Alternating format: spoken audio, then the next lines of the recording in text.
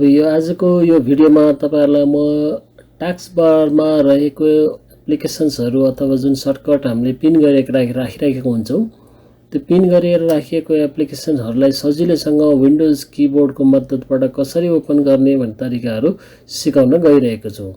त्यसको लागि हामीले यो टास्कबारमा हेर्न सक्छौं। यहाँनिर टास्कबारमा हाम्रो स्टार्ट मेनु, सर्च बार, कोटाना, त्यसपछि यहाँनिर हाम्रो टास्क भ्यू प्यानल रहेको हुन्छ र यसका अतिरिक्त अब हामी जति पनि यहाँनिर हामी पिन गरेर राखेको एप्लिकेसन्सहरु हुन्छ त्यो एप्लिकेसन्सहरुलाई सजिलै हामी विन्डोज सर्टकट की अथवा किबोर्डमा सर्टकट की कमान्ड युज गरेर हामी यहाँ ओपन गर्न सक्छौं।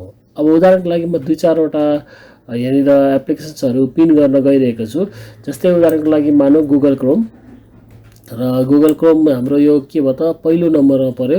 सेकेन्डमा हाम्रो इन्टरनेट ब्राउजर इन्टरनेट एक्सप्लोरर छ भने थर्डमा हाम्रो फाइल एक्सप्लोरर छ। त्यसैगरी मैले अब यहाँनिर विनएम्प भन्ने पनि अर्को एउटा पिन गरिरहेको छु र विनएम्प भन्ने एप्लिकेसनलाई पनि यहाँनिर हामी ड्र्याग गरेर यसमा पिन गरौँ र यसै गरेर हामी भिएलसी तपाईलाई चाहिएका अन्य कुनै एप्लिकेसन्सहरु तपाई यही मेथडबाट यहाँनिर पिन गर्न सक्नुहुन्छ। र अब पिन गरेको एप्लिकेसन्सहरुलाई हामीले सजिलैसँग विन्डोज सर्टकट कीबोर्ड प्रयोग गरेर सर्टकट कमान्डबाट यी एप्लिकेसन्सहरु सजिलै रन गर्न सक्छौं। जस्तै उदाहरणको लागि अहिले 1 नम्बरमा हाम्रो गुगल क्रोम, 2 नम्बरमा इन्टरनेट ब्राउजर अथवा माइक्रोसफ्ट एज, 3 नम्बरमा फाइल एक्सप्लोरर, 4 नम्बरमा हाम्रो विनएम्प, 5 नम्बरमा हाम्रो भिएलसी मिडिया प्लेयर, 6 नम्बरमा हाम्रो मिडिया प्लेयर क्लासिक, 7 नम्बरमा हाम्रो इन्टरनेट डाउनलोड म्यानेजर रहेको छ। अब यसलाई ओपन गर्नको लागि किबोर्डमा सर्टकट की विन्डोज प्लस कुनै नम्बरहरु तपाईले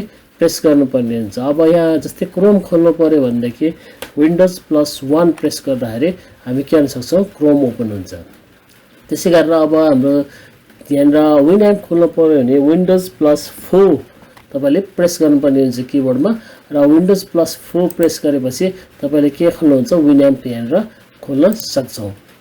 अब यसै गरी तपाईले अब अर्को पनि कुनै यहाँनिर टास्क बारमा चाहिँ तपाईले आफ्नै पर्सनलाइज गरेर तपाईले यहाँनिर एप्लिकेसन्सहरुको सर्टकटहरु स्टोर गरेर राख्न सकिन्छ र यसरी स्टोर गरेर राखिसकेपछि तपाईले के गर्न सक्नुहुन्छ भन्दाखेरि सर्टकट की को माध्यमबाट डाइरेक्टली ओपन गर्न सकिन्छ। जस्तै अब यहाँ भिएलसी ओपन गर्नु पर्यो भने हामीले यहाँनिर 1 2 3 4 5 विन्डोज प्लस 5 प्रेस गर्नुपर्ने हुन्छ। जस कारणबाट तपाईले के गर्न सकिन्छ, सजिलै भिएलसी ओपन गर्न सक्नुहुन्छ।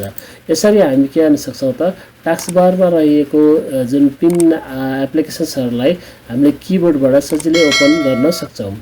र यो तपाईलाई आजको यो भिडियो कस्तो लाग्यो, राम्रो लाग्यो भने तपाईले लाइक, शेयर, सब्स्क्राइब र कमेन्ट गरिदिनु होला र यो भिडियो मन परेमा अरूलाई पनि तपाईले शेयर गरिदिनु होला। धन्यवाद।